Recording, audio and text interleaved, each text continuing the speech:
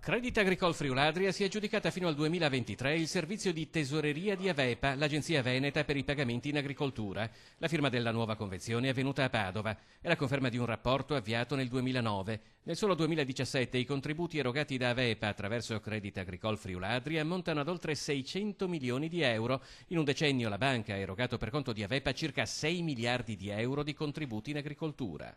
In questi 10 anni noi siamo i primi in Italia per pagamenti alle imprese agricole, 120.000 imprese che hanno negli ultimi 2 anni richiesto 27.000 domande su 70 bandi circa e abbiamo dimostrato che noi paghiamo le nostre imprese agricole in 45 giorni di tempo, quindi sicuramente un tempo che sfido qualsiasi amministrazione pubblica di averlo. Le linee guida delle strategie future, ha chiarito il direttore generale di Crédit Agricole Friuladria Carlo Piana, sono il biologico, le filiere e la consulenza evoluta. Il biologico è un filone che sta prendendo piede anche al di là delle aspettative che forse gli operatori avevano.